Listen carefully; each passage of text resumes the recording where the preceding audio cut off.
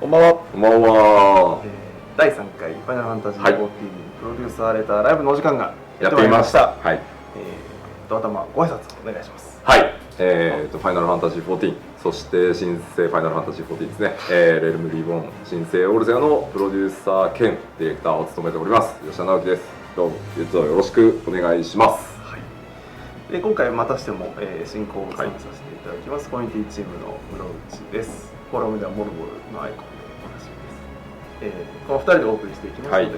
どうぞよろしくお願いします。よろしくお願いします。ちょっとね、前回、前々回と比べてちょっと長いんですよね。そうですね。はい。はい。たっぷり質問をいただきましたので、はい。順次ご紹介していきたいと思います。はい。というところで早速始めるところなんですが、はい。はい、ちょっと僕の方から皆さんにですね、特に現行14がですね、アップデートかかったんですが、大量に発生しているアトモス、はい、今回倒せるようにこのフェーズからなったんですが、ちょっとですね、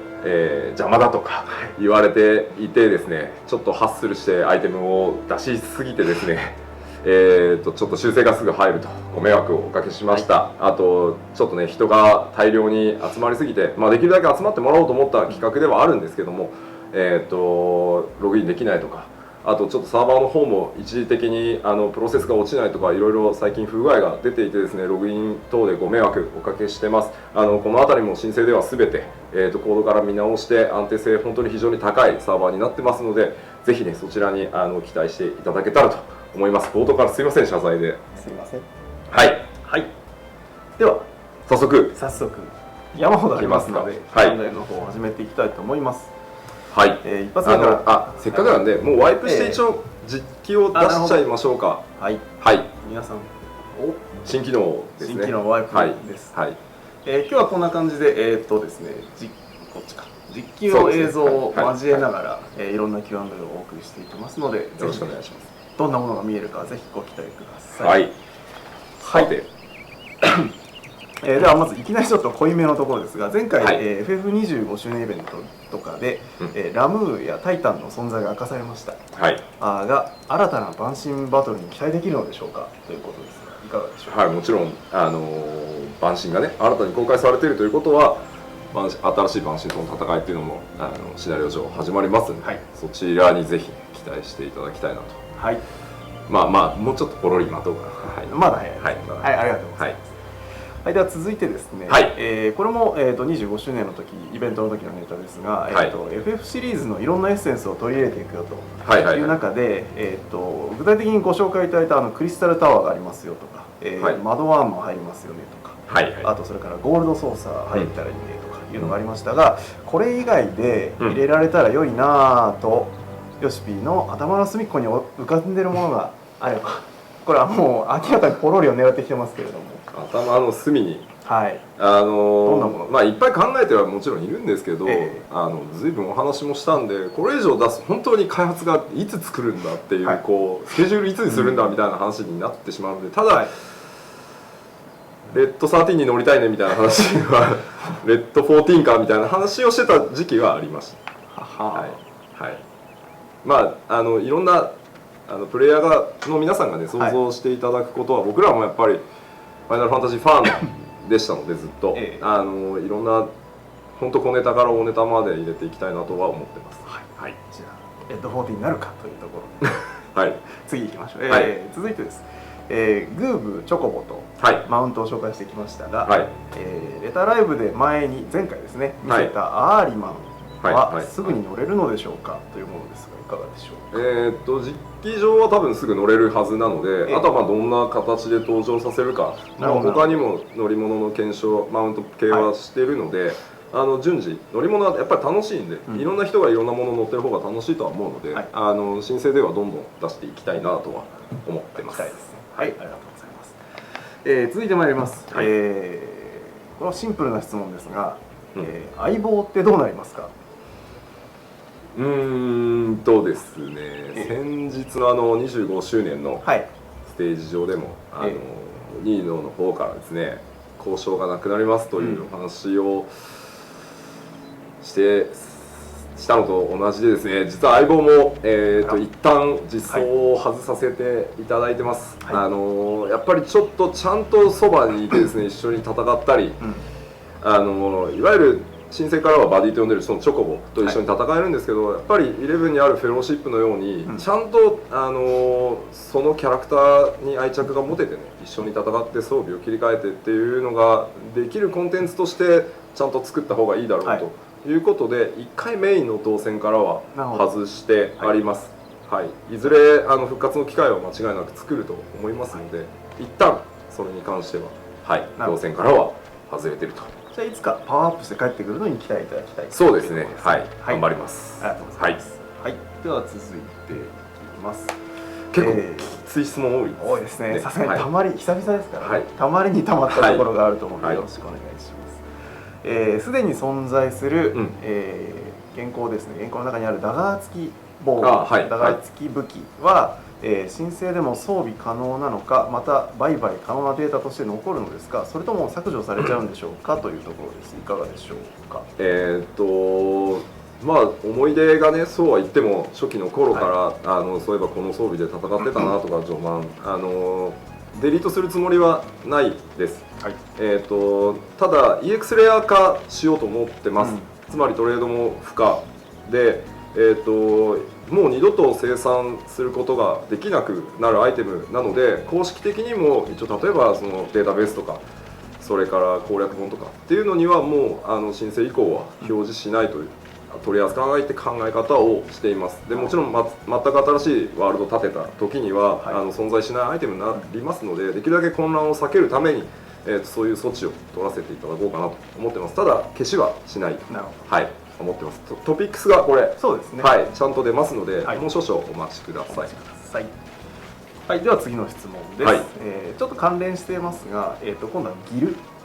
について、これは申請に向けてワイプとか通貨の変更とかを予定したりするのでしょうかというものです。ワイプをしたりというのは以前からしませんというお話をしてた通り、すごいですね、開発大暴れしてますしないんですが、はい、ちょっと俗に言う出飲みというものを考えていて、これもトピックスちゃんと出しますが、もともと旧現行14では、矢弾90士が、矢を撃つための矢が、1ギルから販売されていて、そうですね、正直その矢弾のためだけに桁がちょっと上がってるところがあるんですね、最低価格が。なので、プレイヤーの皆さんのギルの桁数を申請から1段下げさせていただいて、はい、かつゲーム内の全流通も、売ってるものが全部1段下がると。例えば3500で売られてる、現在売られてるものがこう下がると350、はい、という全体の経済を下げるということをしますので、でこれは全体の経済が下がるので皆さんに不利益になるわけではなくて、むしろ桁が多すぎる部分を、はい、より効果的に使えるようにっていう対応なので、その点だけ事前にお断りさせてください。はい、でこちらも本当トピックス全例えばシャードやクリスタルがどうなるのかというのもトピックスにまとめてますので、はい、はい、間もなく開示になると思います。そちらをお待ちください。はい、はい、では次の質問です。ちょっと私的に本日の早くも山場なんですけど、もう結構いっぱいいっぱいです僕。柔術師の実装についてはいつ頃を検討しているのでしょうか。噛みませんでした。素晴らしい。柔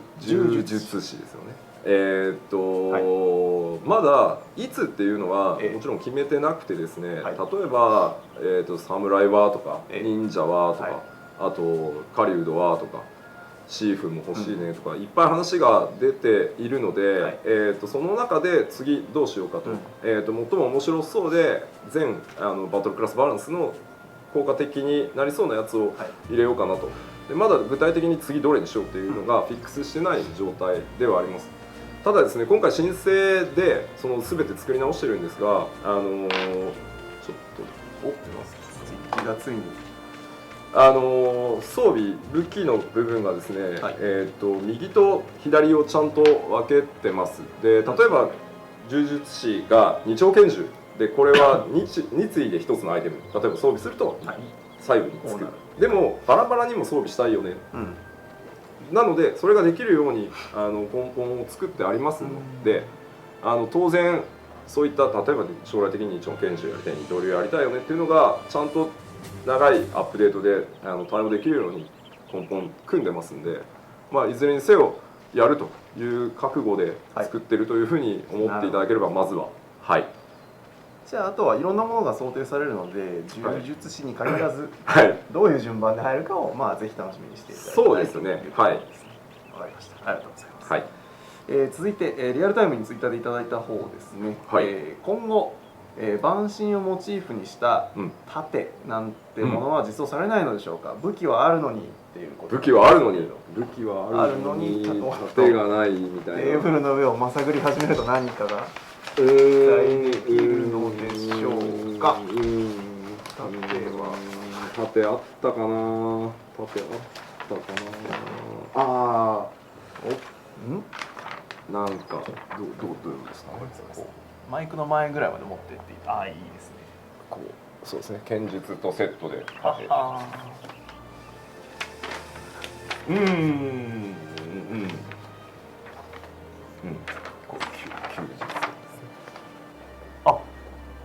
これも変形武器ですね。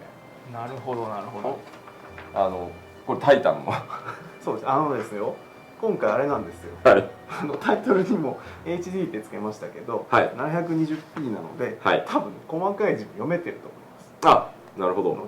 なるほど。今考慮してポロリにして。わかりました。今結構やばいことしたというふうに気がつきました。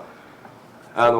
日はね個室なんですけど、前回と違ってドアがちょっと開けられない関係上、スピーカーを開発の外に向けて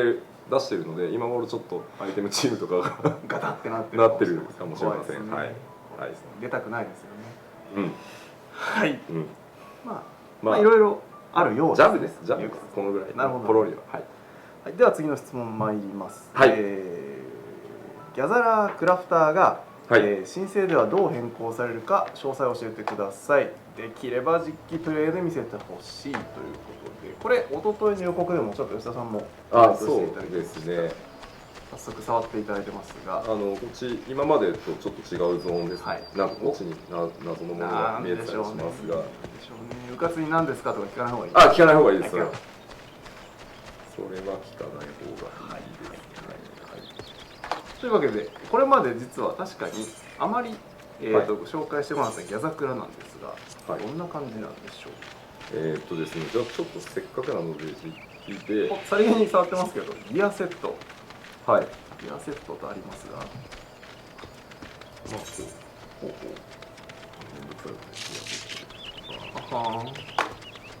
お手軽ですね。はい、ひどい格好ごつい人が今通りましたけど。はいはい、でですね、今回、制作に関してはちょっとすいません、僕画面ゲーム操作するのでちょっと視線切っちゃいますけど、手帳があってですね、こう、制作手帳というのを開くと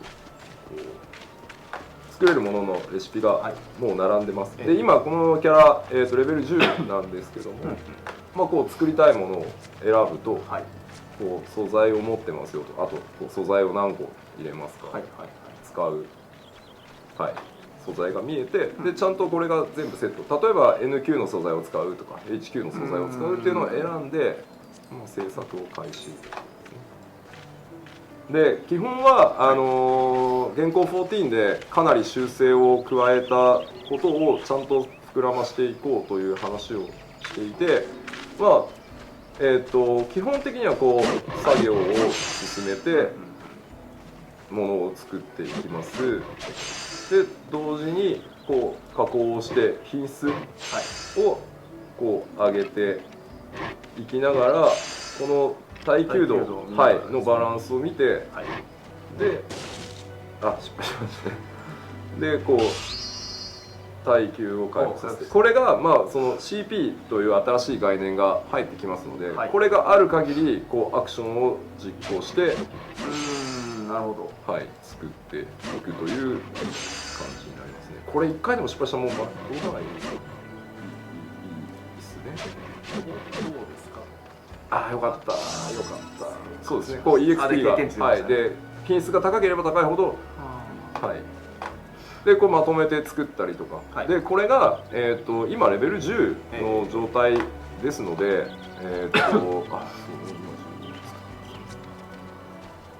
まあ例えば制作、はい、で今もう単純に作業をする、加工して品質を上げる、耐久を回復させるという3つの基本がレベル10ぐらいまでに覚えられて、このあと例えば、連続して、アクションが成功するたびに、はい、どんどん進捗が加速する、例えばアビリティがあったりとか、あとは、属性というかその成功率を不安定にする代わりに品質を思いっきり上げるとか、いろんなアクションをクラフターもこうレベルが上がると覚えていくので、それを駆使して作っていくっていう考え方になります。でレベルの低いものに関しては一発制作っていうのも、覚えるので途中でそれを使うともう1本のゲージだけで、あとはもう確率だけで HQ と NQ を判定してみたいな、はい、作りもになってますね。なるほど。だからストレートに、シンプルにその駆け引きを伸ばす方向へやってますね。わかりました。はい。これが制作の出しました基本ですね。はい、成功しました。はい。じゃあちょっと画面を戻していただいている間に僕は移動をしますのでちょっと待ってくださいね。はい。次は最終をお見せしましょうね。場所移動ですね。はい、ちょっと移動します。あ、そうだ、言うの忘れてましたが、これアルファ版でまさに今日特別に今日のためだけに安定性高くしているわけでは実はなくてですね、本当に結構バグが今修正真っ只中という状態で、もしかするとですね、急に赤いバッテンが出たりとかありえますね。はい、ありえますので、じゃあいいですよ、もう移動が完了しました。はい。じゃあ続いて、そうですね。ちょっと皆さん補足しておきますと、通常ゲームズコムとかイベントがありますと、開発用に作っているラインからイベントで落ちたりなんだりしないように専用の、ね、ブランチを切るんですよね。はい。それで安定するという作業をしてイベントに臨むんですけれども、プロデュースされたライブはまさに今の現場からお送りしようと。はい。いうことでございますので、あとはまあそれをすることでちょっとねスケジュールに影響出たりする可能性もあるので、できるだけそれを避けよう。あとそうですね、新しいアクションでスプリントっていうこの TP を消費してダッシュをするっていうのが入ってたりしますね。これさりげなく言ってますが、はいはい、ガチッと装備しますね。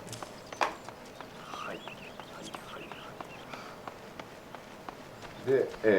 今回から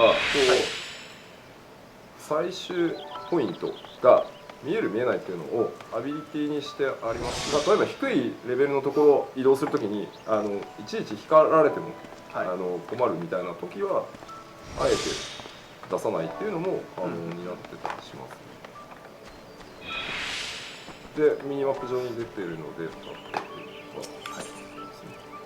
で今回ここにかなり変わったらしいけど、はい、最終もこうやって、取りたいもの、これレベルによってどんどん増えたり、あと場所によって取れるものが違うんですけど、見えます。で今レベル10なので、比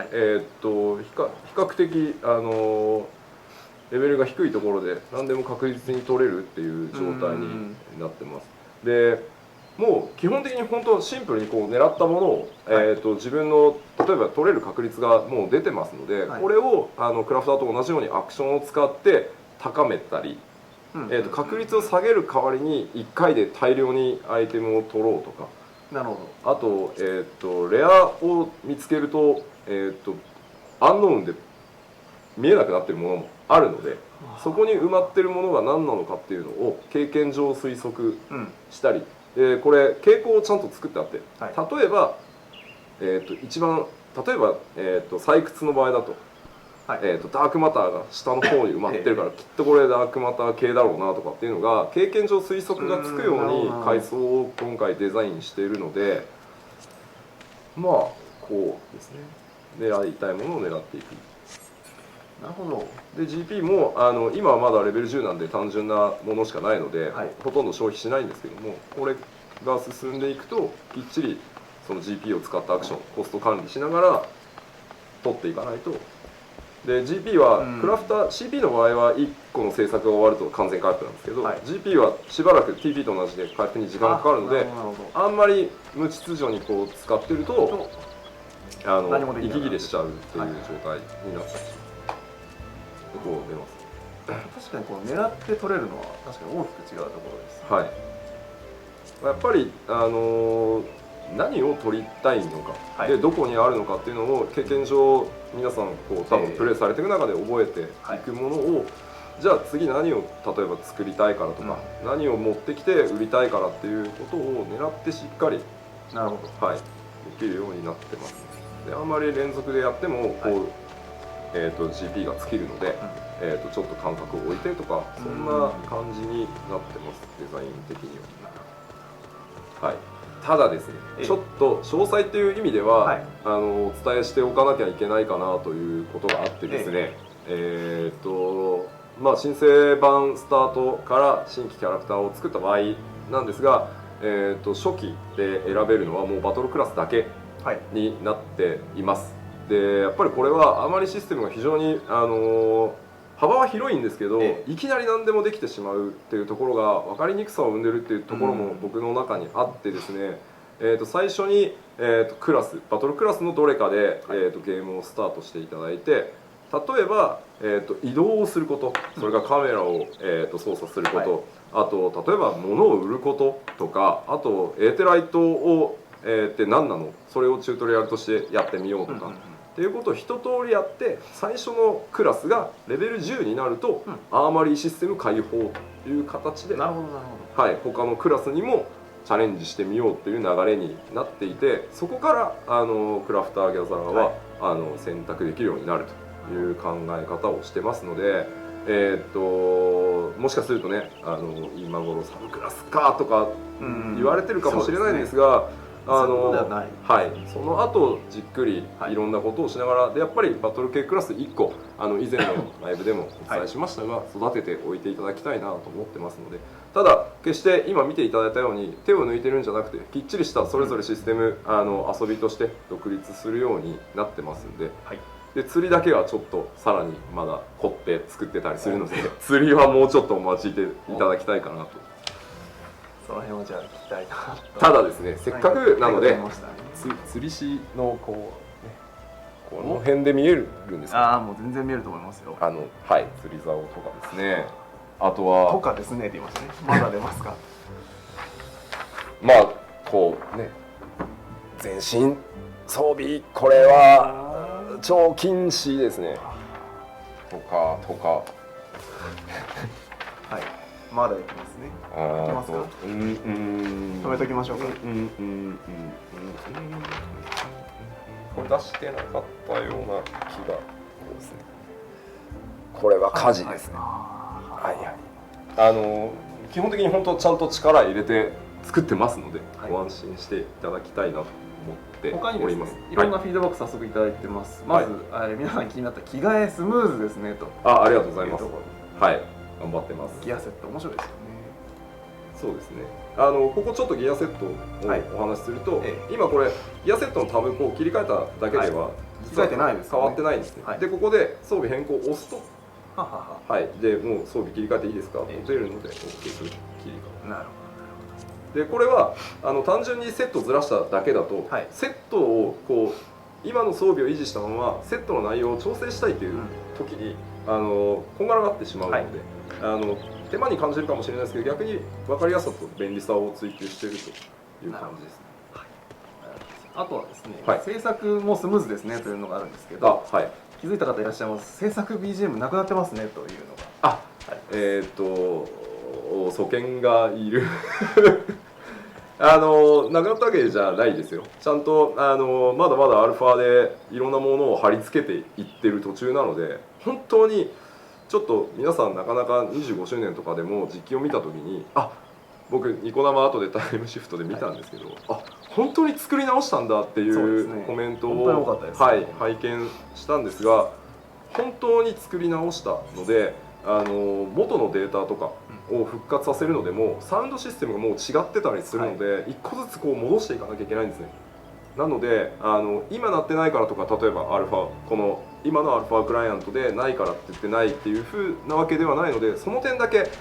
はい、アルファはあくまでこうシステム、飛んでる人いますね確認用なので、あまりその辺はこう気になさらずにと。今ですね、はい、開発チームからの声が届いたんですけど、はい、制作の BGM は作らないんじゃなかったでしたっけっていう今そこどういうふうにしてるみたいな。なるほどなるほど。はい、そういう要望があったら今回ね、ソケンの方が環境音を大事にしたいよねっていう話があったので、ずっと音が鳴りっぱなしっていうよりも、環境の音を大事にしたいねって話になってます。だからすごい信じられないコメントです。何が最後はソケンさん次第ですっていう。投げたか。そうですね。じゃあいろいろどうなるか含めてご期待いただきます。はい。じゃあちょっと終わりました。ソケンの力強いね。5回のした。じゃあ楽しみにしていただきます。土井さんが遊び始める前にですね、これ次行った方がいいですね。次は、カバン関係で、カバン収納可能アイテムが、100になるということなので、申請ローンチ前に100以上にならないように調整しておくべきでしょうかということですが、この辺いかがでしょうか。これもトピックスを打たせていただこうと思ってるんですが、確かに100になります。で、今回さっきギアセット見ていただいたら分かるんですが、ですね、例えば2にして、なんか分かりやすいのないかな。どうだったでしょうか。入らなかった。ダメか。クラスが違う。そうですね。現物そのものをこう入れてしまうとこっち消えますよね。なのでアイテムは全部このギアセット側に入れてしまえば、インベントリを圧迫することがないので、縮めてるんですけども、予定通りに。ただ現行200まで持ってらっしゃると思うんで、その100に関しては整理をしていただかなくても、僕たちの方で1回アイテムをお預かりして NPC を用意します。でその NPC にアクセスしていただくと、以前その残り100枠に入ってたものっていうのを取り出せるようにしておきますので、特段何もご心配なさらずに、その NPC だけきっちり最初に紹介させていただきますので、はい、大丈夫です。わかりました。ありがとうございます。では続いてです。ちょっと経路が変わりますが、メテオサバイバーのポロシャツと T シャツ、我々が着てるやつですね。これ販売する予定ないんですかと。これ特にですね、英語圏の方々からが多かったです。なるほど。背中映ってますね、鏡に。はい。ですね、非常にたくさんご要望をいただいているのですが、物もしっかり作ってあって、できれば僕としてはですけど、申請以降ファンイベントとかをやらせていただいた時に、ぜひなんかグッズとして用意してみたいなと思ってたりはします。ちょっと時間かかるかもしれないんですが、これだけいいお声をいただいてます。ちょっと検討していきたいなという話をしてます。ありがとうございます。はい、それでは次行きましょう。申請版のグラフィックエンジンは、グラフィックエンジンネタに行きます。ダイレクト X9 とダイレクト X10、11に対応になるのでしょうか。ですね、これどこかのインタビューで一度お答えしていると思うんですが、申請ローンチのタイミングでは、ダイレクト X11 の対応はしてない状態で、いきます。でそれというのも、そこまでのやっぱり、エンジン開発をしてしまうと、時間がちょっとかかりすぎるということで、ただ、申請版ローンチして、その次の大きなマイルストーンがそのダイレクト X11 対応というふうに考えてますんで、そこでもう一段ガンと上げてと、CTO というかテクニカルディレクターの橋本も、PC で考えるともっと上出せるからどこまでやろうかっていう話を最近ちょくちょくしてるので、その次のフェーズへ、期待していただければと。いずれ対応しっかりやります。ありがとうございます。続いて、スペック関連でいくともう一つですね、気になるところ、申請版での、PC の最低動作環境と推奨動作環境を教えてほしいです。いうことなんですが、はい、いかがでしょうか。これちょっともう少し詳しくご説明した方が良かったかなと思ってたんですが、アルファテストの、募集を出させていただいたときに、推奨とか、スペック出しました。で、思ってたほど低くなかったねっていうふうに今言われてるんですが、あれはあくまでアルファテストの環境に対しての、動作環境で、今まだこれでもまだまだ最適化を今してる真っ最中です。で、あと次に必要なのはどこまでグラフィックスを落としても動くことをある意味おかしな話ですけどFF としてどこまで落としてもいいかっていう線を、まさに再来週決めようとしているところなので、それではっきり最低ラインが確定すると思います。で、皆さんが想像している以上に低いスペックでも動く、絵さえ崩せばって感じなんですけど、それできっちりまた出させていただきます。で、ただ僕らとしてはこの推奨っていう言葉がですね、非常に日本語難しいです。これで遊べば満足なクオリティなのかとか、例えば快適に遊べることを推奨するのか、やっぱりファイナルファンタジーなので僕らとしてはできるだけ、もし PC 版だとしたらできるだけお使いのマシンのスペックに合わせてできるだけ頑張ったクオリティでプレイしていただきたいんですけど、これを推奨と言ってしまうとすごい高く見えてしまうし、ちょっと言い方も含めて今慎重にどうしようかというフェーズに入ってきてますので、最適化と並行してきっちりお伝えしていこうと思いますので、まずアルファのスペックを見て、これが申請なのかというふうに誤解なきように、あれはあくまでアルファ版のです。スタッフの修法を読んでいたら某 PC ショップの方にどうやら申請版はスペックが上がるようですよと言われて、どういうこっちゃいっていう手法を僕読んだんですが、そんなことはありませんので、ショップ関係の方々もくれぐれもアルファだというふうに認識してください。まだ準備をするのはまだ早い。まだ早いです。はい。これは最終的なスペックがどうなるかは今後の発表でということです。そうですね。はい。ですね、今日は長丁場につき1回やったと思うんですけど、間にちょっと休憩を挟もうかなということで、次の質問で一旦前半戦ここまでにさせていただいているわけです。前半戦最後の質問こちらです。レベルキャップの開放は、ちょっとどうしました？気をつけてください。襲われてます。どうぞ。レベルキャップの開放はいつ頃予定してますかっていう。今回、申請までは少なくともやる予定がもう、全くないのはもう確定で、申請でも、かなりその50人になってからのコンテンツっていうのを充実させる方向にいってるので、これでキャップを開放してしまうとさらに盛り込まないと発売できなくなってしまうので、申請のタイミングは50でまず行こうと思ってます、キャップに関しては。で、開放はその次また大きな、アップデートをかけて、エンドに当たるコンテンツを一気に更新するタイミングで考えようかなと。なので、間違いなく、やることはやります。ただ申請からどれぐらいのタイミングかというのは現時点ではまだお約束できないんですけど、やっぱりキャラクターを成長させたいっていう思いは、かなり強いのは受け取ってます。ただですね、相当バトルもいろいろ変わっているので、レベル50とはいえ覚え直していただくことが、山盛りかと思います。そうですね、また後半でバトルのご質問があれば、じっくり語っていきたいと思います。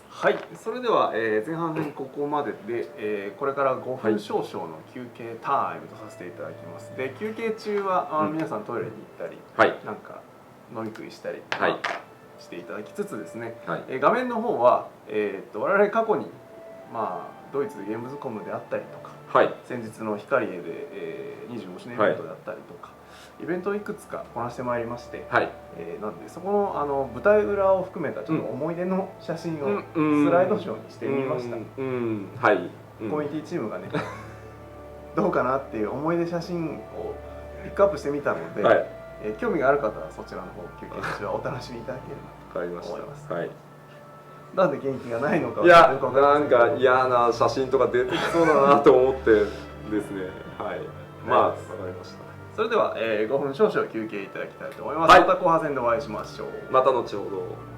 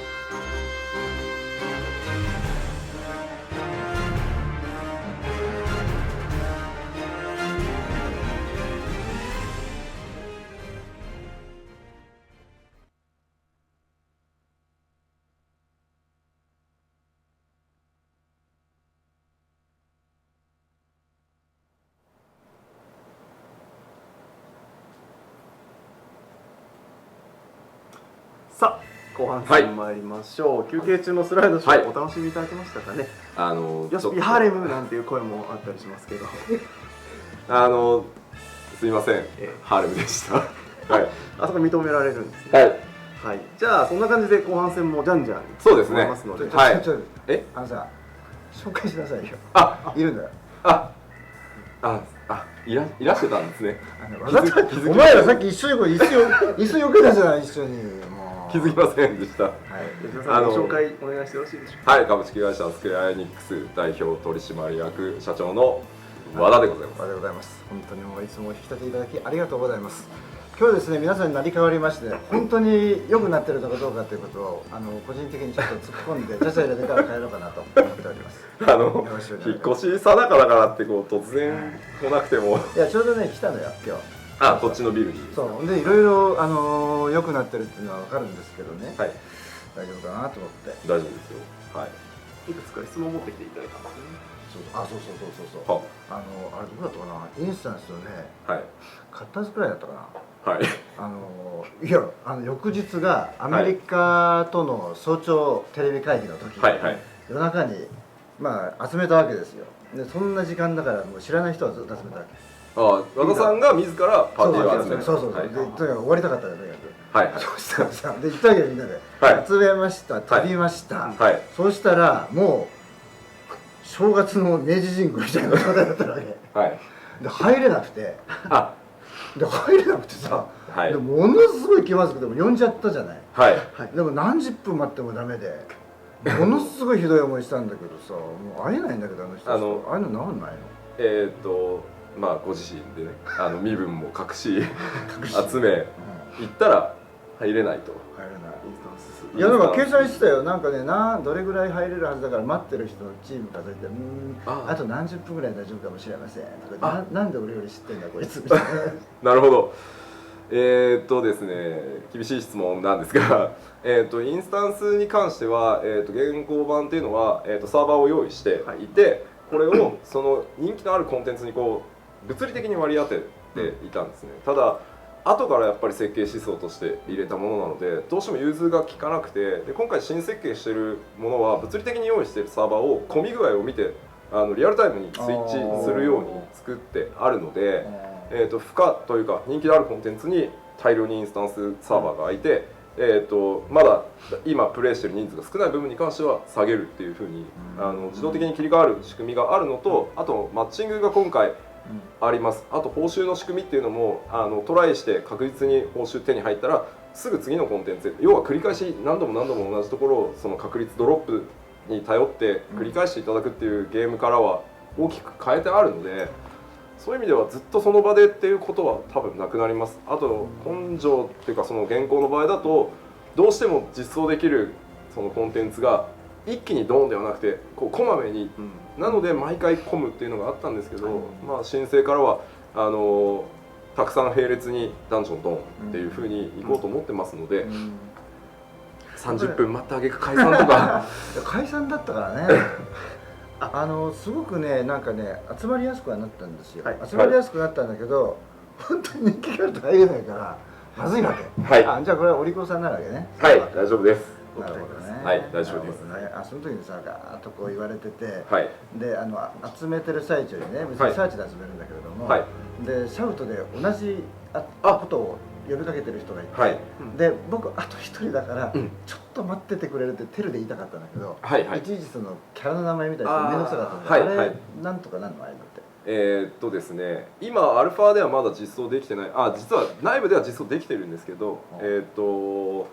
そのチャット、フィルターじゃないですね、チャットウィンドウの中に例えば発言した人の名前をターゲットしてそこから直接テルっていうふうに、グローバルスタンダードの MMO でよくある仕組みなんですけど、それは、入れてます。まだちょっと一部バグっているのでちょっと今封鎖してるんですけど、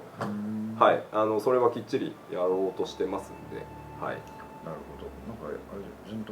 ちゃんとした仕事になってましたね。いやそれはそうですよ。そんなことより和田さんの質問が意外に細かいっていう。ちょ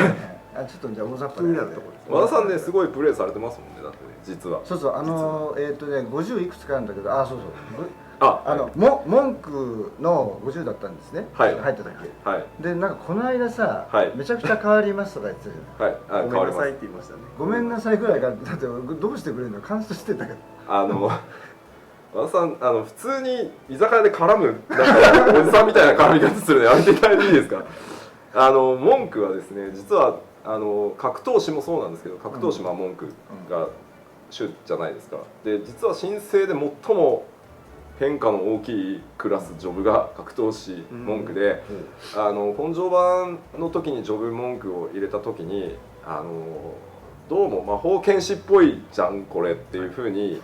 言われたんですね。構えを切り替えて属性を変えてみたいな。で実は根本からコンセプトを変えてですね、よりストイックというか打撃をずっとウェポンスキルをつなげていくと、普通は例えばレベル3ぐらいまでのウェポンスキルを強いのをワンループすると1回派手になって終わりって感じなんですけど、文句だけは永久にそれが回り続ける。レベルのまた低いウェポンスキルにつないで、それがずっとつながるとどんどんダメージが上がっていくっていうぐらいかなりスピーディーなクラスジョブに変わりました。構えも一応残ってますけど、セルフバフというか自分を強化する自己魔法みたいな感じでアビリティの残した上で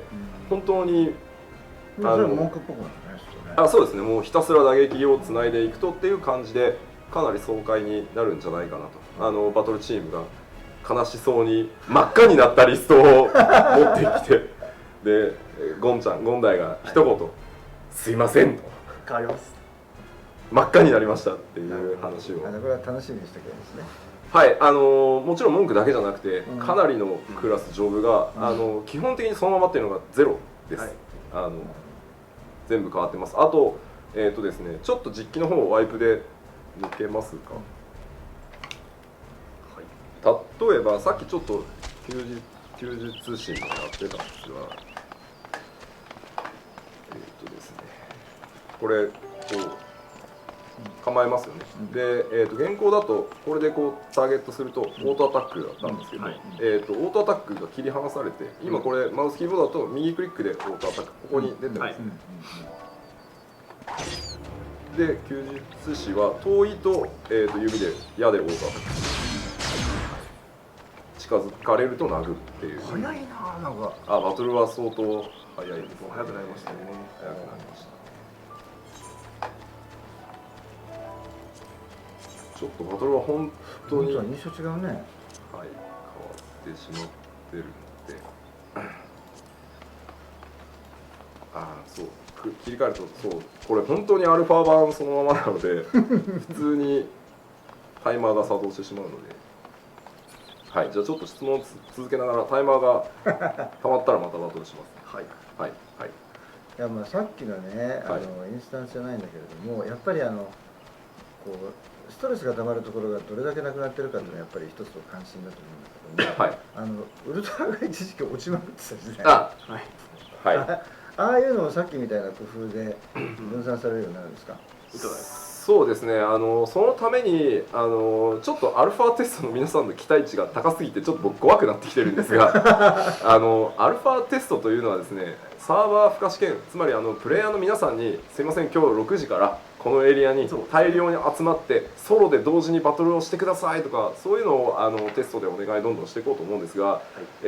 街に関しても一度何人まで入ってどのぐらいになるのかって本当に全部サーバー作り直したので、そういった検証からさせていただいて、今はなんとかその一つのゾーンの中でと思ってるんですが、リードプログラマーとちょっと話をしてるのが、やっぱり拠点の中に入りきれない何百人何千人ってなった時に、そのタウン自体をインスタンスにして何階層かに分けて人を分散して、で空いてきたらマージをして一つにしてみたいなことまでやる必要があるかどうかっていうのをアルファテストとかでも見させていただきたいと思ってますので、もうそれ次第でまたちょっと変えていこうかななんていうふうに、とにかく利便性、あとは分かりやすさってところを追求したいなと。やっぱり人気あったけどね、人気あるだけにリテーナー足りなかったり止まれなかったりしましたもんね。だからああいうところがちゃんとある程度は対策してくれた。はい、マーケットの基本的には全部変えてしまっているので、やっぱりリテーナーに関しては今言われた通り物理的に全員見える状態でリテーナーを置こうという思想自体がやっぱり無理があるので、さすがにこのクラスのキャラクターになると。なので今回はマーケットストリートっていう考え方をして、そのストリートに自分のお気に入りのものだけ表示したり、はい、インスタンス空間のような考え方になるんですが、もちろんパブリックでちゃんと見えますが、一人一人その立ってるリテーナーが違うと。でボードで検索してという感じで、かなりそこも、根本から変えてます。これはもうグラフィックス付きでお見せできるタイミングはベータからになるんですが、見ていただけるかなと。そこでもあとはやっぱり、はい、アイテムサーチとかも相当変えてます。例えば今本当は正直ありえないと思うんですけど、HQ と NQ が検索できないとか、あとマテリアがついてるついてないで検索できないとかっていうのも全部複合検索もできるように含めてやってますので、そちらもぜひ。なるほど、仕事してますね、すごく。知ってるじゃないですか。僕のあれじゃないですか。勤務時間の承認をしているのは小野さんじゃないですか。これね、人事から文句言われてる。ダメです。あんまり言うとブラックとか言われちゃうんですよ。ブラックでさ、これさっき見つけたんだけどさ、あんまり仕事きついからリゾートでも行こうと思ってるの。何これ？これ。ちょっとカメラに見せていただいてよろしいですか？ほら。どうされたんですかこれ？ここに住もうとか思ってるの。旅しようとか。すみません、まさかこれどこで手に入れたんですか？そこにあった。そこにあったって。これ開発のチームだからなんか落ちてるでしょ、それ勝手に持ってきたってことですか？俺いや社長で俺。まあそうなんですけど。これ断れませんよね。これですよね。これお待ちかねのハウジングですね。本当にハウジングゾーンです。のアートですね。じゃあちょっと25周年の時にもハウジング聞こうと思って聞けなかった部分があったので、ちょっとハウジングせっかくなのでご説明いただいてもいいですか？今のが海リージョン、リムサロミンサ病に属しているハウジングゾーン前景ですね、アートで。今こうやってもうモックアップとかが実は進んでます。ここダミーの家ですね。これ実データじゃないですよ。これダミーです、あくまで。家のサイズ確認とかしてますね。こういったところにこれももうちょっと引いた感じになりますけども、こういったところに家を建てれて、広場があってとかですね、こう進んでます。で、基本は3つのその荒野森、海にハウジングゾーンがわたわた用意されててですね、これが森のコンセプトアートですね。まだ完成してないので、完成したらハブとしてしっかり出して、どんどん出ますね。あるね、あるんじゃない？これは荒野ですね。まだフィックス。なんか全然タイプが違いますね。選べるのはいいね。どういったところに住みたいかというエリアをまずなんとなく決めていただいて、で土地を最初に購入していただきます。このハウジングゾーンのここがいいと。そういうポイントで。はい。で土地を買うと看板から土地をギルを払って土地を購入していただいて、そこに土地が今度はあったら家の権利書と呼んでるものを買ってきていただいて建てるって実行すると、まず基礎の家が建ちます。で基礎の家が建つと、メニューがハウジング専用メニューがウィジェットが出るので、そこで、例えば屋根はどのパーツにしたりとか、でそれもそのメニューから直接、屋根パーツを買うこともできますし、クラフターの方に専用のハウジングの屋根を作ってもらって、そのパーツを、装備っていうか家に装備させることで外見が変わったり、あとタペストリーが貼れたりとかですね、そこは外見はその家の外からカスタマイズしていくイメージですね。じゃあ結構来れるんですかなり来れますね。で外側のその庭もいいか、もうこれ以上は庭もあってですね、そこにオブジェクトを置いて、でそれが前にもお話ししてますけどチョコボ厩舎を置くと、そこでチョコボが複数飼育できるようになってみたいな風にアップデートをどんどんそのハウジングコンテンツとしてかけていこうかなと。要は1回リリースしたら終わりじゃなくて、庭に置ける新しい遊びが増えましたとかで、屋内に関しては家をそのまま中へ入っていって、で、家のオブジェクトに関しては、マウスキーボードの場合はドラッグアンドドロップですね。インベントリから落とすと、そこにボンと家具がで、持ち上げて移動させてここへとか、で PS3 の場合も持ってこう移動させて、なるほどなるほど。なんかかなりフレキシブルになるべく今開発を進めてますね。はい。今生の声が来ましたが、今3リージョン分ご紹介いただきましたけど、はい。今のツイッターで見ている皆さんは今のところ海人気が高いです。あ、はい、リゾートとリゾート感ですね。そうですね、リゾート欧州の某リゾート風にというので結構特徴的な、さっき見ていただいた、はい、この和田さんが拾ってきたって言い張っているアートなんかはこのハウジングゾーンの中にこう特徴的な建造物が1個象徴があって その周りに家がみたいなで同じように例えば荒野だと砂漠のど真ん中の街だとやっぱりあまり絵的に面白くないので、こういう切り立ったところに立っててみたいな。あとやっぱ森となるとこういう巨大な、ね、森の、中にだったりですね。本当アジトとしてLS とかフリーカンパニーとかのアジトとして使っていただいて、ゆくゆくその中に個人の部屋だったり、個人の家だったりっていう風に拡張していきたいなと。で土地争いにならないようにさっき土地を買うって言いましたけど、それもインスタンスで、満杯になったら次のインスタンスとかいう風に増えていきますんで。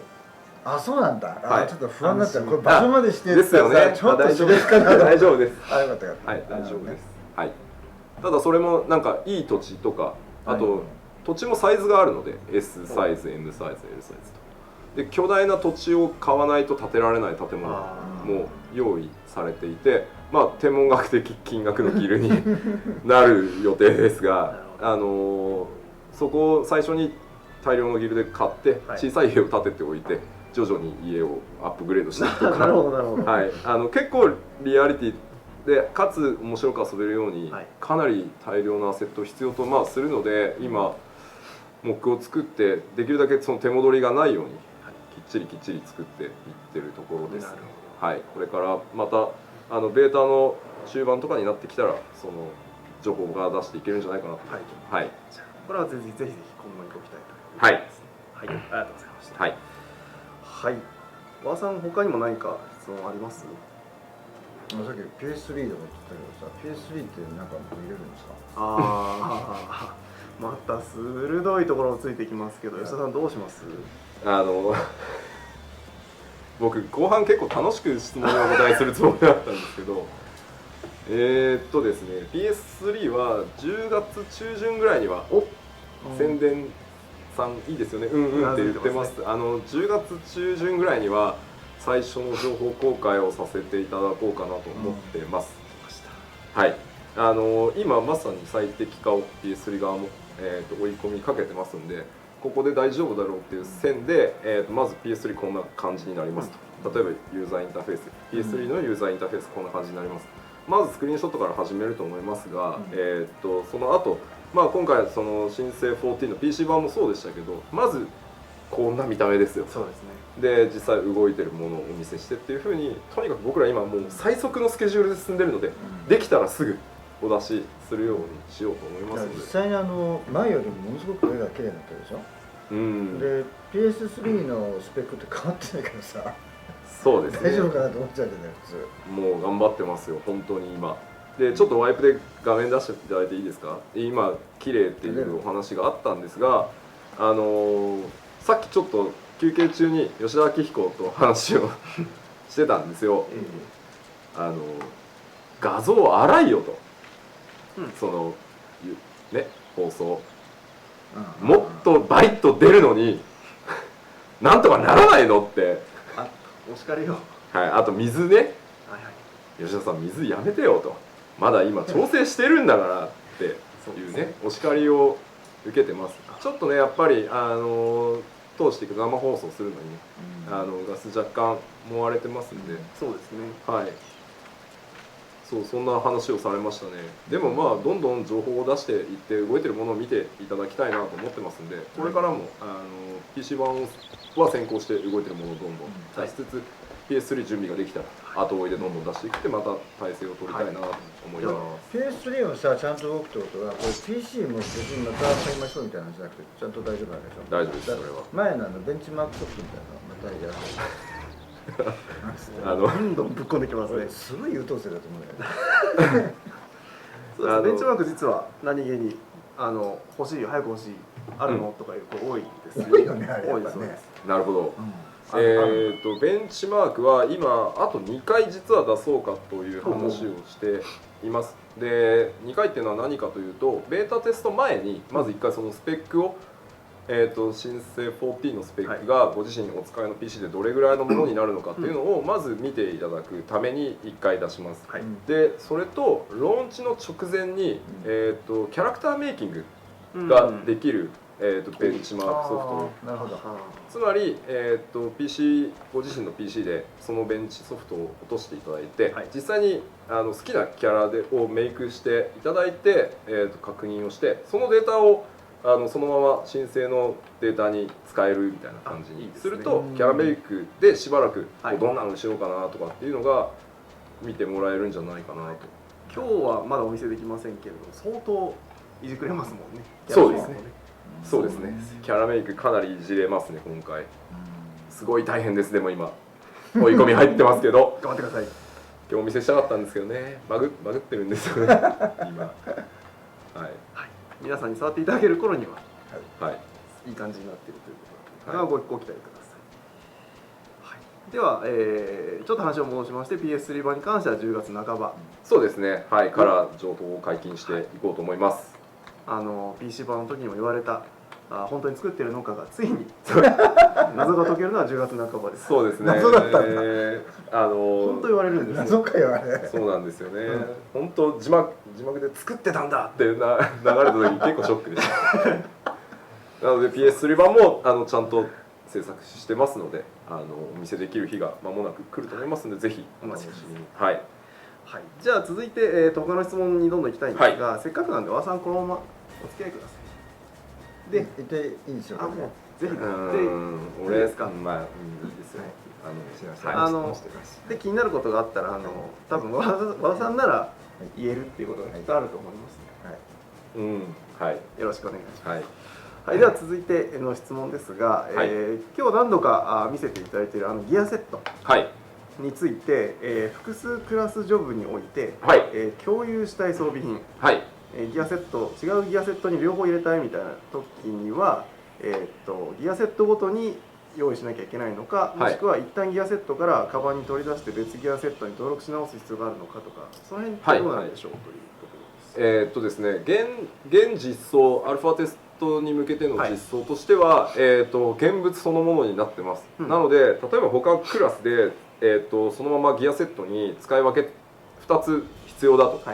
いうものに関しては2個取っていただくっていうのが今現実装になってます。なぜかというと、分かりやすいからなんですね。単純に、エイリアスっていう概念ありますよね。1個アイテムがあって、そのエイリアスをそれぞれにはめておいて切り替えるでもこれって本体が大量にどこかにセットされてないとできないんですね。でなんとかもちろんこれでもできるんですが、かなり UI 的には分かりにくい状態になります。でもちろんここフィードバックをいただきたいなと実はすごく思ってるところで、僕らとしてはマクロでその共有したいものに関してはマクロセットを細かく作っていただいて、ギアセット3かつこの装備を首へっていうふうにしてもらえればかなり高度な使い方ができるようにっていうふうには考えてます。要は入り口を分かりやすく、テクニカルな方はテクニカルに遊ぶとどんどん快適にできるっていう発想の方がいいんじゃないかなと思ってるんですね。でここは本当に難しいです。なので皆さんに使っていただいて、どちらがいいのかと。ちょっとマクロの準備がアルファだとなかなか難しくなってますんで、ベータの方で、思いっきり、フィードバックをいただければと思ってる場所です。じゃあ現状は、シンプルにカバンバッグの中にあるものがギアセットの中に入る。そうです。っていうことですね。なのでギアセット1とギアセット2で共通したいものがあれば2個用意してください。もしくは1個を、手動で付け替えてください。もしくはマクロで、切り替えてくださいっていうのが、回答になります。ただしフィードバックをお待ちしてますという部分ですね。じゃあぜひ、皆さんぜひベータになったらじゃんじゃん試していただきたい。そうですね。ありがとうございます。続いていきます。こちらツイッターの方で、同じものがどんどん増えてきました。ソーサラー系の、魔法栄翔の際、現行今のバージョンと同じように、武器は収めたままの栄翔になるのでしょうか。ですね。ちょっと待ってください。質問もだんだん細かくなっていますね。本当にね。ちょっと今アグロされてるんでちょっとお待ちくださいね。いっぱいついてきてますね。はい、あとはもうですね、やっぱりこうクラス変えたんで、なっちゃってます。もうちょっと、はい。タイマーが終わってくれないと栄翔できないわけですよ。この辺があれですね、特別に用意してないので、ズルできないという状況になっております。もうこれ本当にデバッグコマンドを禁止という本当皆さんにプレイしていただく環境そのままのもう追い込みに今入っているので、そのあたりですね。いけるかな。ホイッスルが必要ですね。良さそうですね。勝てるかなここ。まあこんな感じですね。抜きます。キャストすると。はい。で同じくレベル10なので、エアロから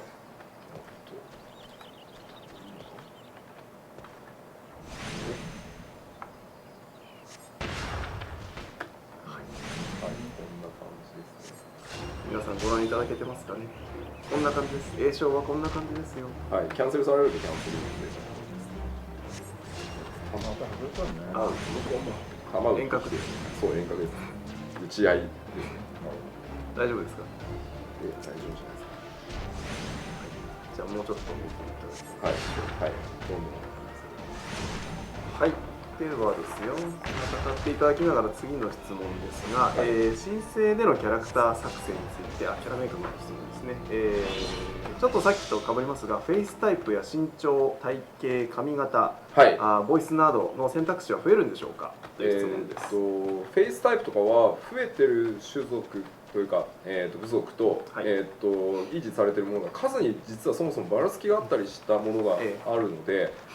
そこは調節するっていうのと、あと僕個人的にやっぱりヒューランちょっと地味だと思っていてですね、ヒューランはちょっといわゆる FF っぽい髪を用意してみたり、ちょっとフェイスをですね、こうバリッとした感じに調整バリッ眠い感じじゃなくですね、なるほどなるほど、ちょっと調整したりしてますね。はい。そうですね。じゃあありがとうございます。次行きましょうか。キャラ関連ですが、新生ローン記事に、シャーレアンやアラミゴ、ガレマールテール、イシュガルドに行けるようになりますか。また、新規エリアの追加はあるんでしょうか。ですね、夢中で戦っていて、あれなんですけど、アラミゴやイシュガルド、もうちょっと戦闘やめますね。アラミゴ、もうちょっとだったんですけど、そうで、エアロのあれですね、ドットが入ってたんで、もうちょっと、EXP 来ましたね。アラミゴとかイシュガルドに関しては、申請のローンチのタイミングではまだいけません。で、なぜかというとはっきりしたお答えがあるんですけども、本当に、今、モリリージョンばっかり見ていただいて、そろそろ別のリージョン見たいという話はあると思うんですが、本当に全部マップを作り直したので、そういう意味では全部新規なんですね。ある意味新エリアじゃあ新エリアです。なので、なかった集落ができてたり、あとそのいなかったモンスターがいたり、ダンジョンが、3倍ぐらいに増えてたりとかしているので、正直言うと、この短い、僕らまだ本当にコーディングやアセット制作をスタートして15ヶ月まだ弱の状態で、これ以上そのイシュガルド本国やアラミゴを開けようとすると、もうさらに1年ぐらいかかってしまって、ここにいる方がいい加減にしろっていうふうにおっしゃると思うので、ただ繰り返しになりますけど、本当に全て新エリア、新ゾーンと言えるぐらい根本から作り直したので、そこをまずは楽しんでいただいてね、そういう意味だとクリスタルタワーにせよ大迷宮、いやいやもう新ゾーンなんで後方がちょっとっていう顔してますね。ガタってなりかけました、はい、なのでもちろん行ったことない場所いっぱいあります。ぜひそちらを楽しんで、で拡張パックのタイミングからいろんなそのイシュガルドだったり、アラビゴだったりっていうのを開けていこうと思いますので、ぜひそっちまでお待ちいただけたらと、十分そこに頼るだけの、ね、ボリュームになってるんじゃないかなと思います。はい、ありがとうございます。はい、続いての質問です。これもちょっと気になるところですね。ヤヤケやポポリなど現行に登場する NPC は新生でも登場しますかということですが、じゃあガサゴソ、ちょっと増えすぎましたね。ガサゴソ。お、キャラってこんなあ、それすごいとこ行きましたね。これモンスターですね。ティターンって書いてました。書いてます。間違えました。こっちです。新ハンター恐ろしい。これなんですかね。これアモンですね。多分誰かに怒られますよ。大丈夫。和田さんが何とかしてくれます。はい、でこれちなみに、はい、そちら、はい、見えるかな。大丈夫ですかね。はい、ミンフィリア、はい、現行でも登場している NPC なんですけども、今回 NPC 現行で登場するヤヤケさんとかもそうですけど、装備をちゃんとオリジナルにできるだけしようということで、デザインからちょっと見直しをして再登場という状態になってます。ただ、本当にこのレベルの、装備を、切り替えられるように作るのってものすごく時間がかかるので、アルファではまだ現行にいる NPC が新装備に切り替わってなかったりするものもあるので、そこはあまりアルファ版では気にせずに、ただ今のように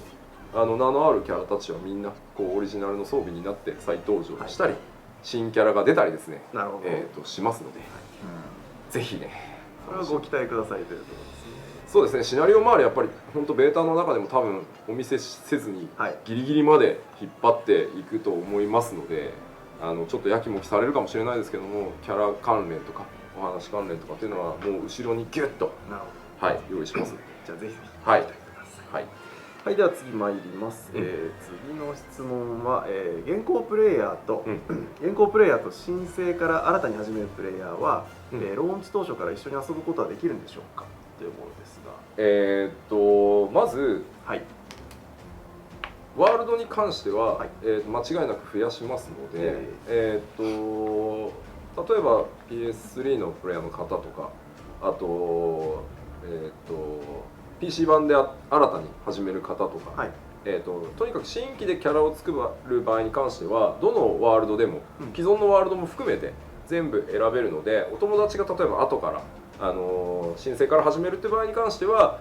今皆さんがいらっしゃるワールドに呼んでいただければいいんじゃないかなと。うちのサーバー選んでよと。でもちろんまっさらなワールドからプレイしたいという方はそっちを選べばいいと思いますので、一緒にプレイすることはもちろん可能だと思います。というか可能です。ありがとうございます。では次の質問です。ちょっとざっくりした質問いきますが、ざっくり、フリーカンパニーの詳細を教えてください。詳細すごいざっくりしたな本当に。詳細。フリーカンパニー。まずですね、4人集まってください。で皆さんどこでもいいです。グランドカンパニーに所属してください。でどこかのグランドカンパニーの受付行きます。でフリーカンパニー結成という宣言をそこで受付にしていただけると、そのグランドカンパニーの下に自分たちのフリーカンパニーが結成されると。なるほど。でそれでまず結成した例えば4人のには共通のボックスが最初割り当てられるので、ここでアイテムを自由にそのメンバーを交換ができると。でそれも例えば僕がそのフリーカンパニーリーダーだとしたら、僕しかそのアイテムを取り出す権利がないとか、他の3人は入れることはできても、例えば上納金をね集めたりとか、なんかそういう管理権限とかもすっごい細かく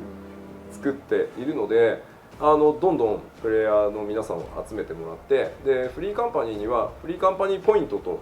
呼んでいる、そのフリーカンパニーが成長するための EXP みたいなものがあって、これをフリーカンパニーがを結成した状態でいろんなコンテンツをプレイすること、例えばそれはクエストをやることもそうですし、単純にモンスターを倒すこともそうで、何かのダンジョンのボスを倒すことも全部それがフリーカンパニーの活動としてポイントがこう上がっていくと。でフリーカンパニーレベル2みたいになると、使えるその自分たちのクレスト、エンブレムをデザインできるんですけど、そのパーツが増えるとか、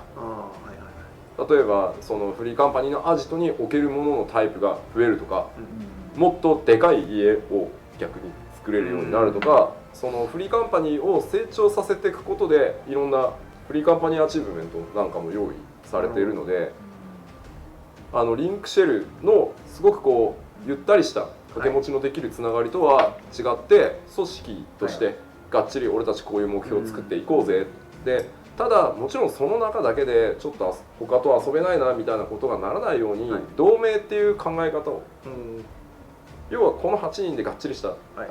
リーカンパニー作ってるんだけど、仲良くなったフリーカンパニーがいると、でも合併するまでじゃあ難しいじゃないですか、そこって。なので同盟関係にしとくと、ロードストーンページの、そのフリーカンパニー、BBS 掲示板フォーラムは共用で使えるとか、それもゲームの中から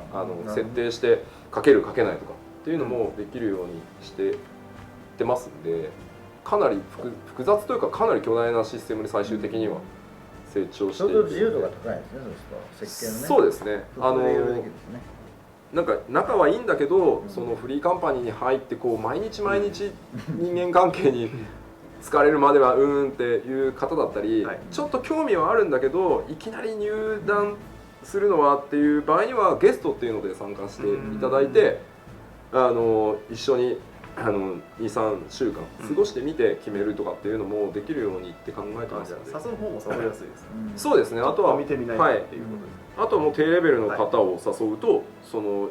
要は下のレベルの人たちをどんどん勧誘してどんどんこう成長の手助けをしてあげるとリワードがあったり、カンパニーそうレベルが上がりやすくなったりっていういろんな方向へ考えてます。だからもう本当あまりなんかガチガチだとは思わなくても大丈夫なんじゃないかなと。はい。ただ掛け持ちだけは禁止しています。そのアイテムの共有とかもあるんで、そうですね。はい。いろいろトラブルになる場合もあるので、はい。はい。ありがとうございます。はい。続いてです。剣術師から暗黒騎士とか、例えば弓術師から狩人とか、各クラスの第2ジョブ的なものの計画はあるのでしょうかという質問です。さっきですね、ちょっとゴンダイとバトルチームと話してたんですけど、すごいなんかちゃんとやりますよ。なんでちょっと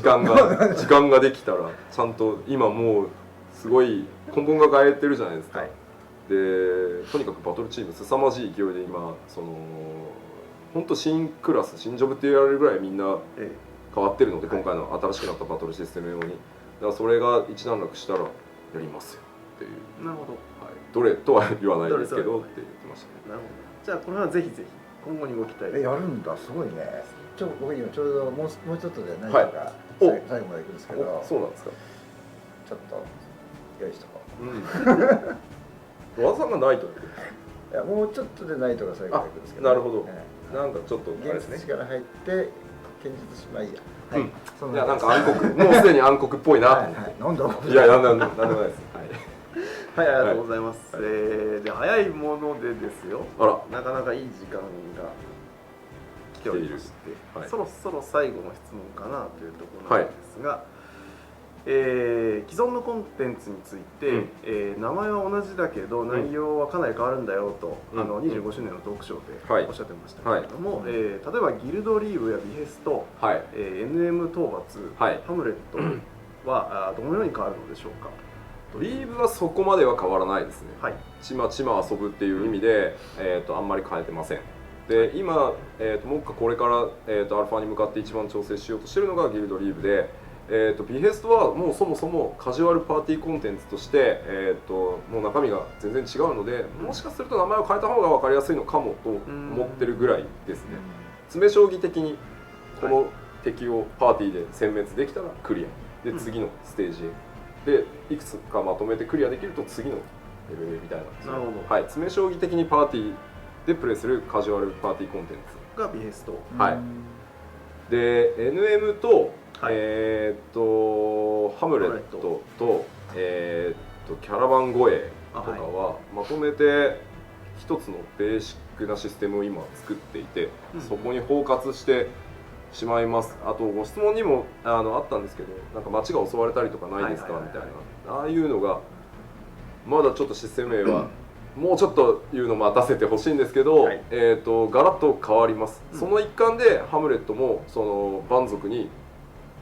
集落が襲われるので、みんなで助けに行こうみたいな感じですね。気軽に参加できて、気軽に解散できるみたいな、はい、勘のいい方というかねはなんとなく想像ついてる方いると思いますが、そんなのを各フィールドに各層ですね、どんどん入れていこうと思ってますので、そこでなんかこうアルファではまだ入ってないので、感じられないと思いますけど、その世界が生きてる感というか動いてる感っていうのは出していけるかなと思ってます。本当凄まじい勢いで作っていってますので、はい、なるほど、お持ちください。はい、ありがとうございます。でそろそろいいお時間なんですが、一旦ちょっと、ワイプで実機の方をよろしいですか。これいつの間にかキャラがいっぱい集まっていたよということなんですけど、なんかこれ偉そうですね、こっちに。今日はあれなんですよね、この、ライブのためにみんなで賑やかしをお願いしますということで、開発チームの皆さんにあの人さ、さっきからずっと柱の上の作業してたから細かいところ見てますね。そうだ、これね、俺言ってくれって言われたんですよね。これ今実はミコっての尻尾がないんですよ。ないですね。これなんでかというとですね、今回ミコっての尻尾って実はそのパターンがいくつかからの尻尾から選べて、でかつ長さが変えられるんですけど、なんと今今朝のこのビルドでその尻尾の長さのパラメータがゼロになっているというバグがあってですね。じゃあ尻尾あるけど長さゼロです。そうなんです。ないんじゃないです。実は長さゼロなんですよ。で今回そのグラフィックスエンジンのいいところの説明に使わせてもらいたいんですけど、リニアにそういうふうに要は固定じゃなくてリニアに計算で作れるようになってるっていういい例で、実はゼロになってるだけですと。なるほど。はい。ゼロなんです。これ言っておかないと後で動画検証とかされた時にあれミコって尻尾ないよってなっちゃうので、はい、実はそういう感じですね。あとはアルファテストってレベル制限があるので、僕はすごい初期装備してますけど、この辺のみんな装備が地味なのは初期だから。なるほど、はい、ここも今回フレキシブルな描画エンジンに変えるのに LOD モデルとかかなり実は作っているので、はい、徐々にデータに向かってどんどん増えていくと思います。はい、では第3回プロデュースされたライブ1時間半にわたって終わりですか。きましたが、そうなんですよ。1時間半を超えるとですね、問題点がありまして、我々の声が疲れてるだろうっていうご批判を多数いただくので、このぐらいでまとめとくのがどうやらちょうどいいよねということなんですけど、なので今ちょっともう質問はないんですが、フリートーク的に何かこう見せ足りないなとか、あればですか。これもあればな。僕でもそろそろ1個ちょっとご説明しといた方がいいと思ってるのがあって、サーバーですね。グローバルじゃないや、なんて言い方したんだけど、データセンターを海外に作ってますという話をした時に、言語別ですか、言語別なら詳細をみたいなのがすごいあったので、僕ちょっとそれ今日お話ししとかなきゃと思ってたんですけど、そのさっきワールドの選択の話をしましたが、ワールドの一覧は全ワールド出ます。まずいいですね。画面があると思っていてください。ここに選択できるワールドが全部並んでます。でこのくくりは海外データセンター、ここは日本に置いてあるデータセンターというふうに、分かりやすくつけます。でどれを選んでいただいても構いません。それは皆さんの自由です。例えば僕は日本に住んでいるので日本のデータセンターを選ぼう、なぜなら物理的な距離が近いからラグが少ないだろうと。で逆に海外のお住まいの方は海外拠点に今作っているデータセンターの方が距離的に近いからこっちを選ぼうっていうふうに思っていただければいいかな。だから、はっきりお答えしておくと、言語で分けてるわけではありません。なので例えば海外の方とより交流しながら遊びたいって方はもちろん海外のデータセンターでプレイしていただいてもいいですし、やっぱり日本人なんですけど海外にお住まいとか、逆に、海外の方なんですけど日本でお仕事をされてて、現地の方と一緒にプレイしたいっていうことができなくなってしまうので、割ってしまうと下手に。なのでそこはそのぐらいの感覚だというふうに考えてください。でただ1個コンテンツファインダーの機能の中に、日本語のプレイヤーの方とマッチングしたいですとか、言語リクエストは出せるようにしてますので、どうしてもね、同じ言語の方とだけプレイしたいって場合はそういう工夫とかをされていただけるといいんじゃないかなと思います。そういうオプションは用意されるということですね。はい、そうです。はい、ありがとうございます。ここは言っておいた方がいいかなと。いや、いいですけど、短いって言われてますね。短いライブだって疲れてるって言われたんじゃないんですか。そうなんですよね。PVP の話も聞きたかったなとか。何ですかそれ。これなんですか。これなんでしょうね。もう宣伝呆れるみたいな。何出しとんじゃ。それ行くんだみたいな感じ。それ欲しいじゃん。これ聞いていいやつですか。これベヒモス的な。チョコボは育てられていろんな育て方できるっていう話をしたと思うんですけど、あれですね。こう魔法回復薬的な育て方をすると、今見ていただいた白魔に近いような装備が切れたりとか。育て方によってそうですね、着れるものが変わる。であと、ベヒモス倒してドロップしたらこのベヒモスコスプレがチョコボでできるとか。これすいませんね、これこんなことになっちゃってるじゃないですか。この状態で乗れるんですか。乗れます。乗れるんですね。乗れますし戦ってくれます。はい。素晴らしい。これいいね。はい。いっぱいチョコボに関してはいっぱい装備を作っていきたいねという話をしています。ちなみにもう本当出来たてほやほやです。ドア閉まってるんで聞こえづらいんですけど、かなりドヨメーターみたいです。本当ですか。そう多分ね、俺見せてないんですよまだ。何？ベヒモス出しちゃったんだって。出しちゃいましたよね。あれだよね、出しちゃったって書いてあるね。ダメだったんじゃないやっぱり。大丈夫ですよ。まだ隠し玉あるんで大丈夫です。はい。こんな感じで本当に楽しくね、本当冒頭でも言いましたけど、こんなのあったらいいよねっていうのをすぐ作っていこうぜっていう話をしてますので、ぜひね、もちろんローンチに間に合うもの間に合わないもの、アップデートでやるものっていうのもありますけど、とにかく一刻も早くねできるだけ面白いものをと思って、日々頑張ってますので、ぜひね楽しみにしていただけたらと。今日あとね PVP の話も聞きたかったななんていう声もちらほら。なるほど。そこでも掘り下げ出すとまた僕長いんで30分ぐらいかかるとね。そうですね。であとPVP はね、俺 PVP いいんだよね別にっていう方もいらっしゃると思うんで、バランスがちょっと難しいですね。はい、また次回でもね。そうなんですね。11月11日なんと今回も予告済みですね。11月11日実施を第4回ですか。もう正式に今回から第3回とかな。そうなんです。これずっとやるんだなって。やる気が前回の2回は前編後編だったんです。この後のことを考えなくていいように前編後編だったんです。って言ってたよね。3回とかやっていいの？これは覚悟の表れだ。そうですね。今後もやっていきます。ナンバリングにしてしまいました。3回4回です。和田さんの連続出場がどこで途切れるかっていうね。注目ですね。はい、すいません、うちはっぽくて。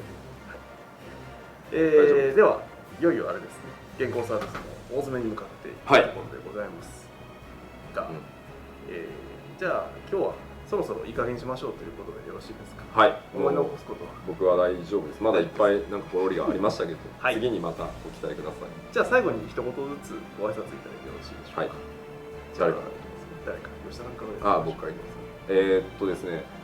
11月11日にも次、次回、健康版フィナーレという形で、プロデュースされたライブを、させていただきますが、本当このもう2年本当にプレイヤーの皆さんに、ね、支えていただいて、いよいよというところまで、来ることができました。でその裏でですね、本当開発だけではなくてね、全社一丸となってこの新生14というものをとにかく楽しくね、皆さんにプレイしていただけるように、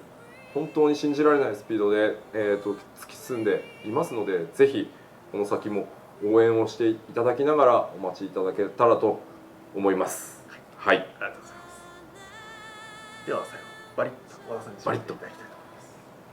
本当にもういつもご支援いただきましてありがとうございます。いろいろ茶化しましたけれども、本当にもうみんな楽しく、でもギリギリ、ほぼブラック企業なぐらい、いやちょっとやめましょういや本当に妥協したくないと、ここで、理論値まではとにかく走るだけ走るということでやってますんで、ぜひそこはしっかり見てやっていただきたいと思います。激励もお叱りも双方受けることが我々の糧になると思いますので、どうか引き続き応援よろしくお願いいたします。はい、ありがとうございました。それでは、以上をもちまして第3回ファイナルファンタジー14プロデュースされたライブを、終了させていただきたいと思います。どうしてもそれ見せたいみたいな、これねすごい気に入ってるんですよ僕。はい、それでは、次回のプロデュースされたライブは今お話がありました通り11月11日の開催となっております。それからその他にもね、毎日フォーラムなのでまたお会いできればと思いますので、よろしいですか。締めますよ。最後に見せるものよろしいですか。なんだこれこの前公開したのですね。じゃあこれをご覧いただきながらお別れとしましょう。それではまた次回まで。皆さんさようなら。さようなら。さようなら。ありがとうございました。